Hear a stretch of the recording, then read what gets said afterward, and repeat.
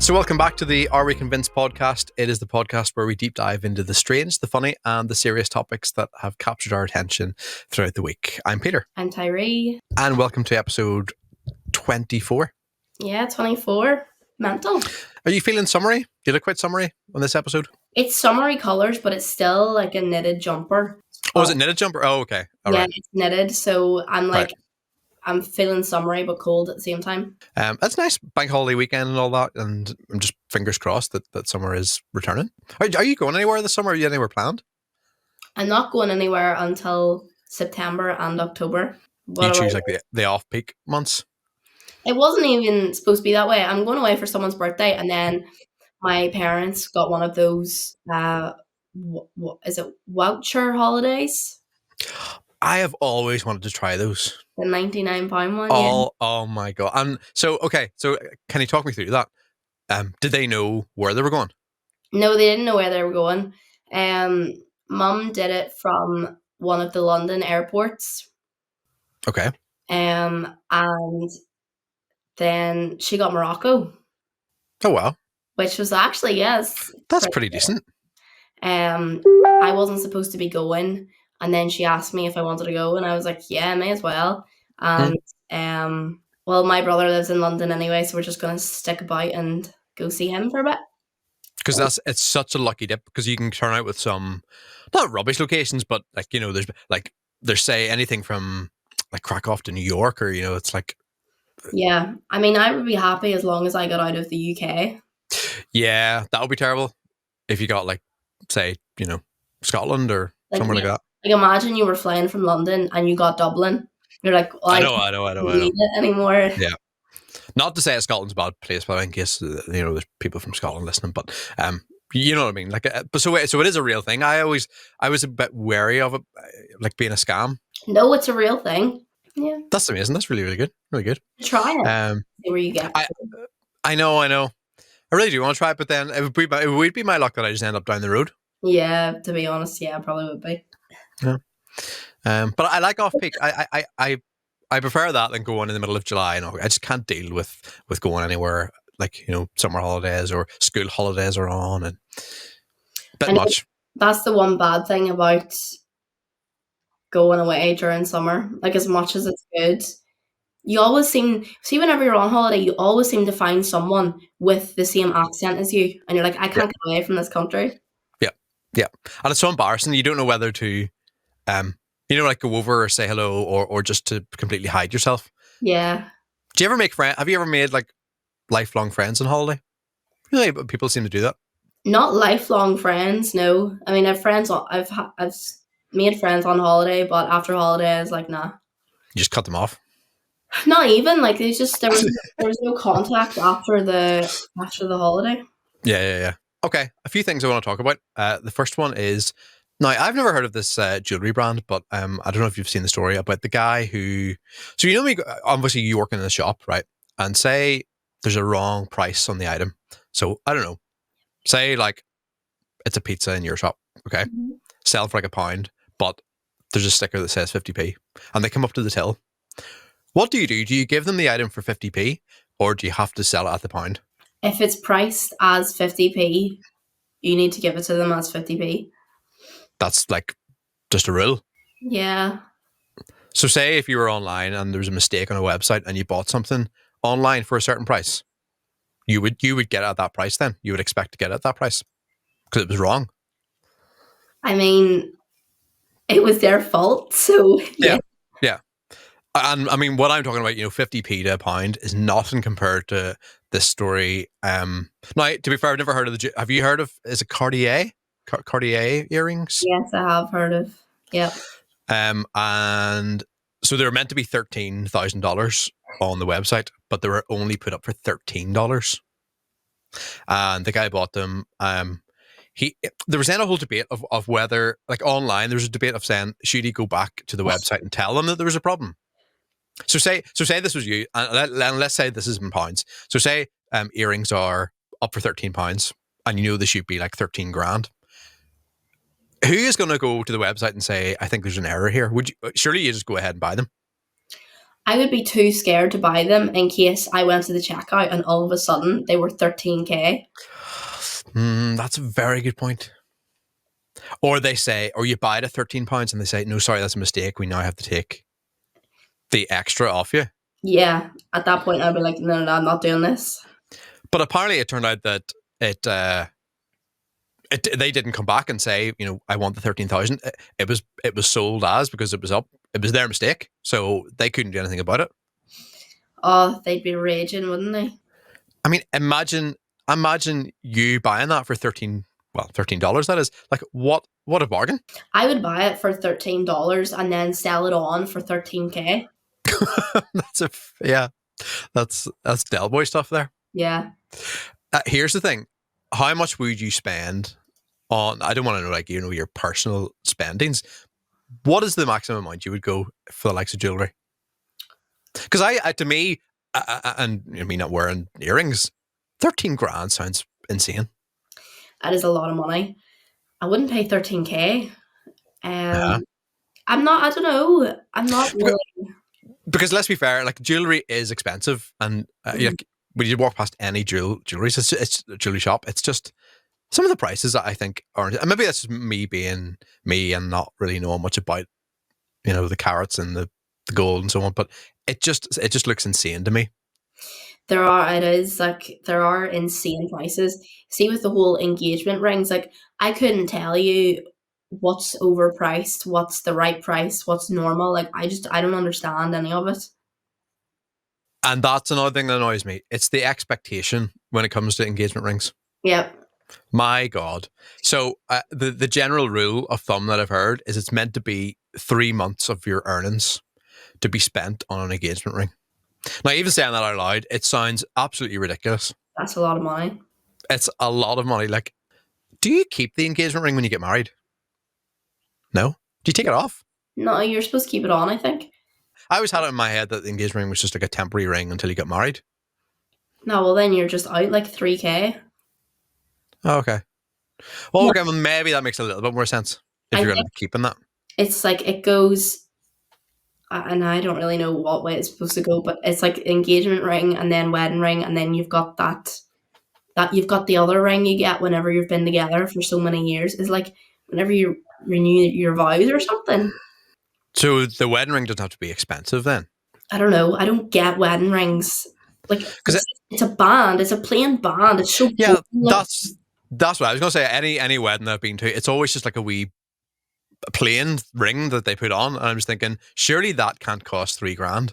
But maybe that's making more sense now. The engagement ring. Yeah. I don't know. I'm not the expert. I don't know. Another little thing that popped up in my timeline. Let me get this up here. First of all, have you ever heard of the British Pest Control Association, the BPCA?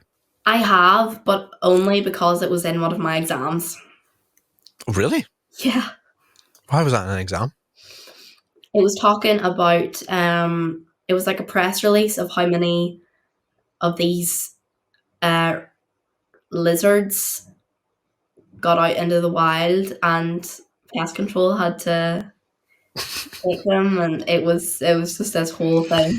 Have you, before I talk about this story, have you ever had like pest control at your house, or like have you ever had? Because obviously, with you living, I was going to say living in the country, but you know what I mean. Have you ever had like mice or rats or? I mean, there has been the odd mouse and rat about the house, but that's what we've got our dogs for. Do you mind them? I mean, yeah. I don't want a rat crawling around me in the middle of the night. I think there's a difference. Yeah, I think I wouldn't mind. No, God, if I say this now and then I'll probably later on tonight I'll hear noises and it'll be I'm scudding myself here. I don't know if I wouldn't mind mice being about, but it's rats. I wouldn't like rats being about. Yeah, rats are scary. Yeah, they're far too big. But they always say you're no more than, is it like 5 meters, 10 meters away from a rat, like somewhere. I'd like to hope I'm not near a rat right now. Yeah, they always say that. They say like you don't know it, but you're never further than that amount. But the reason why I bring that place up is because seaside visitors are being warned uh, about picnics and about food and so on because seagulls are becoming so much more aggressive. This, have you ever seen the video of the seagull eating the rat? No, Are you serious I, right I now? thought I thought you were going to say about the seagull coming to steal the guy's ice cream and he punches it in the head. No, I've Ever not. seen that? The No, guy just like punches up in the air and hits the seagull. No, I haven't seen it eating a full rat. no, this is like, how did you not know about this? Uh, no, That video has been around for many years now. right? I mean, it just swallows it whole. And you can, like, the last thing you see is just the tail going into its mouth. And it's the most disgusting thing ever. I've just looked up a picture and it looks horrific. It reminds me of like I remember watching a video ages ago about a snake eating its food and the snake just like dislocates its jaw Oh, and just eat yeah. whatever. Yeah, it's horrible. That is insane though. Yeah. I'll put a picture into this podcast as well of that. That's but but you know, and I think we've said this for a long time. And I don't know why we keep bringing McDonald's into our podcasts. We almost need to be sponsored by them. But like when you're near McDonald's, the seagulls are not normal.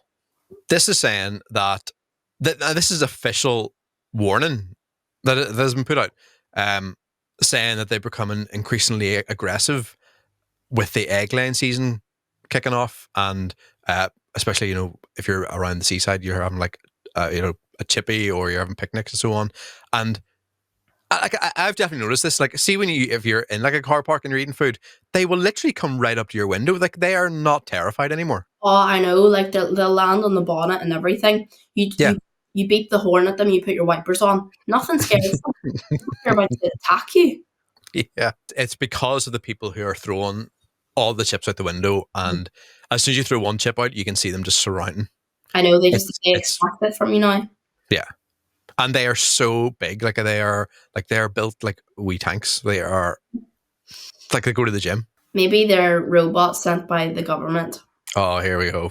Here we go. Yeah. I have someone out there believes that. But and even like pigeons in town, they would just walk straight past you. Pigeons have no chill. No. And I remember when I was young, I used to like run after pigeons, and they would fly away when you ran up to them. Mm-hmm.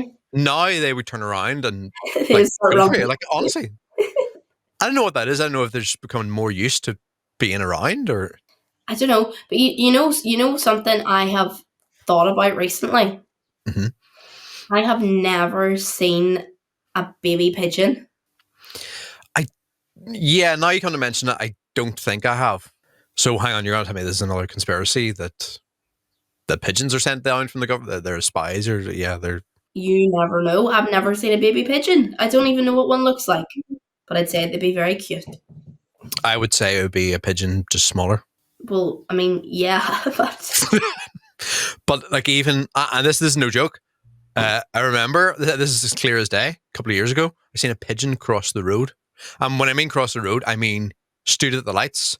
And when everyone was walking across, this is honestly, I'm not making this up. When everyone was walking across the road, it just dandered like it was just a normal person, like it was a wee human.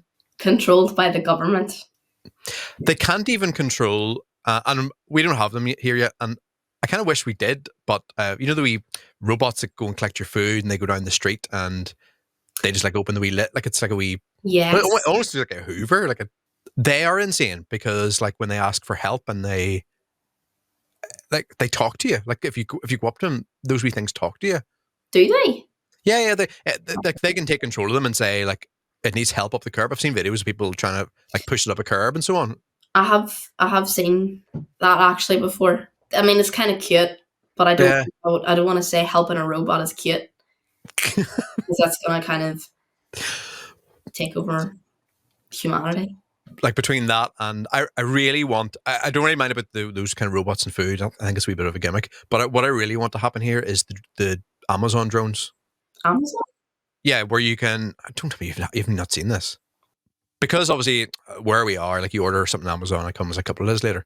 But places of England and so on, and Scotland, I think Scotland has them as well, where you order on Amazon and it will come just the same day, but delivered by a drone. Oh, And the drone, It just drops it. I think it maybe depends what the item is, but it just drops it into your garden. That's impressive. But then you could be like, they may, start a drone attack. You just never know. Amazon. Maybe someone might override the drones and. What books have you been reading in the past week? Because God, the only thing is, have you ever tried to find someone's house that you don't know where you're going to? And I've done a couple of this like Facebook Marketplace thing where you have like delivered to someone's house, and like 99% of the time, the sat nav is wrong. Or like Google Maps is wrong, and Apple Map. It never brings you to the exact house. I will never be able to be a delivery driver plainly because of that. It stresses me out having to drive to places that I don't know. Like, Yeah. I don't think, like, my anxiety is going mental. Like, my hands are actually gripping the steering wheel and I don't even realize I'm doing it. And then I try to, like, loosen myself up and it just doesn't work. Is this just anywhere that you haven't been? More or less. Well, when you did your driving test, did you have to follow the sat nav? No. I would find that part of the test like really frustrating and Following sat navs, I don't like it either because you're coming up to the turnoff you need to take, and like it just doesn't look right. So then you drive past it, and all of a sudden it's. oh yeah. Yeah. They're never and they're so like laggy. But even like trying to find someone's house, it's bad enough. So when I was must have been when I was 18, I delivered pizza for about 6 months, and there's nothing more. Okay, trying to find someone's house in the daytime, that's bad enough. Trying to find it at nighttime when you can't see, and then when people stupidly just don't have door numbers on their houses. See, I try my best not to order takeaway or anything because no one can ever find my house, and I actually feel bad for them because they always ring me and are like, I can't find your house, and I'm just like, there's just no point in me doing this anymore. I bet your house is one of the houses that have like a name instead of a number. Yours is called like the Patton household or something. It's really difficult to find my house. I couldn't even try to explain it, but we don't have anything at the bottom of the lane to say that it's. Yeah. There's no house in sight whenever you get to mine, but it's there. Yep. So it's your own fault really then for not having a little sign. I mean, I don't know. I always find that like especially when you're in like the country, and not even just the country, even where I live, there's a street like 2 streets away from me, and like numbers say like I don't know, say 15 to 37 is in one street, and that's the odd numbers. Then the even numbers like 16 to 38, they're in a different part of the estate, like a different. And I just think like see when people build houses in the estate, like I don't know where the numbers come. The numbers must be the last thing on their mind when they're putting houses up. Must start driving around housing estates looking for the numbers just to annoy myself. So is this just huge? Is this like a driving anxiety in general? I think so. I think it's just because, I don't know the road and I don't know the drivers around that part. And I get really freaked out whenever I'm driving somewhere I don't know, especially if it's in the dark. That's creepy. See if I'm driving down all these country roads, I swear halfway down that road, I put the lock on my car because I'm like, man, she might just come out in the middle of the road with a knife or something, and you just don't know. Let me tell you, it's when you're in the city you need to be locking your doors. Never mind about the freaking countryside. I have to lock my doors everywhere now. Yeah. But do you not find driving therapeutic? I do, but I do love driving, but it needs to be on a half decent road. What kind of road would you say is therapeutic in this country? You're gonna say the road to Portrush. I mean, yes. I don't mind the Glen Shane. Oh God, don't talk to me about the Glen Shane. Why? Right, so there's and being in a wedding band, there's places to get to Limavady, to get to. I've got 2 things here. First one is the most boring journeys in this country. The most boring one, number 1, is to Enniskillen. is that road out to Enniskillen. My second is up to Glenshane. Ah, And my third is going to be just the M1 in general. See, if you have to go the whole way down the M1, that's just, there's just nothing interesting. It's just the same road the whole way up and down.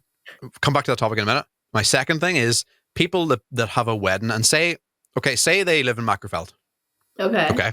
And that's where they're from. That's where all their friends are from, and so on. And say they get married there. Mhm. Then they have the reception in bloody, like, they have the reception in Derry or Limavady or somewhere that's just nowhere near where they actually got married. Why is this now a thing with people? I don't know. I think I would probably, if I was having a wedding, I'd just have it all in the same place. Yeah, that would make sense. Yeah. But the thing now seems to be, and maybe it's okay if you have a certain venue that you like and so on. Okay, that's where you're driving to, but it's just never close to where the people are from. I remember there was a wedding that we had in Sligo, and the couple were from Belfast. How would you even think about, I don't know. you know what? We're gonna have our wedding in Sligo just for the crack. Yeah, Don't know anything that's around there, don't know the people, don't know anything. yeah, yeah. Somehow we're gonna transport from Belfast to Sligo. It just blows my mind, and it just angers me knowing that I could have been driving half an hour up the road, but instead I've now got a 3 hour journey ahead of me because if you chose this beautiful wedding venue. Oh, Do you get so paid for like mileage and stuff? Do you include that into the price? sometimes it's not about the money. Is that right? Yeah. See, you could pay me whatever, and it's just the thought of having to get into your car at 2 o'clock in the morning and drive home for 3 hours. There's nothing worth that. I suppose it is. It's the journey home that really kicks it, like. It is. It is. Where is your most hated place to drive to in this country? Oh goodness. I don't I really hate Oma. I think that was pre-planned. I think there's some kind of. It's between the road to Oma and the road to Dungannon. Oh my Okay. dear Lord. You see anything around Dungannon? That place it's a hole. I'm sorry. It is. And I used to work in Dungannon, so that's Mhm. say it all. Like that road, that bit from Cookstown to Dungannon, you're either getting stuck behind a tractor, a lorry, 3 lorries, or someone that just doesn't know how to go 60 mile an hour. And then any road into Dungannon is just speed bumps. And they're not even like small speed bumps. They're bloody massive speed bumps. And you're like, just stop being so annoying. Oh, You really hate Dungannon. I really do. Then the road to Oma is just no better. Like there's just nothing there, and it's a whole pile of windy roads, and you don't have any service, and ugh, it's just a nuisance. My annoying thing is, why is there not, when you can come off the motorway to Dungannon and so on, why can you not come off the motorway to Cookstown? You know, why is that? Why do you have to drive through Dungannon or kind of past like Island? Why do you have to go that way to get to Cookstown? Because Cookstown doesn't go through a motorway. But why can there not be an exit or then to go straight into Cookstown? That would be a very long road. Would Do, it? do you know how far Cookstown is away from Dungannon? About half an hour. I mean, kind I of. just Like know. 20 I just know minutes. from driving up there and going to, is it the Glenavon Hotel in Cookstown? Yeah. Going there and just always having to go through all these different towns to get to Cookstown. See, also that road, like Coal Island, Churchtown, who like the worst roads ever as well. Yeah, Like stupid back roads that you just never want to travel up and down. I know. And it is the roads where like they're so windy you can't overtake, like no matter what was in front of you. I know, and then you've got the people behind you, and they're like, "What is this person in front doing?" But I don't know the road. It's Yeah. not my fault. So and on the flip side, then where's your dream journey to then? Dream journey. Is it in this country? Oh yeah. Hang on. Well, where else are you driving to? Oh well, no, across the border is nice. Okay, yeah, that's fair. Dream journey. Strabane. Oh my That was a joke. gosh. That was a joke. Jesus. Dream journey is Ballycastle. I hate the coast road. I hate the coast road. No, that is my favorite road to drive. I love going from the port all the way around to Larne. I don't like Larne. We stop before Larne. Yeah, well, most people do. Yeah. Eh, Um, But no, but that's one of those roads where if you get stuck behind, and you'll 100% get stuck behind a biker or someone on a bicycle or someone with a caravan. I do agree with that, but it's such a pretty road. It is gorgeous. Yeah, if you're not driving, it's nice, but to physically drive one, I think it's very overrated. Okay.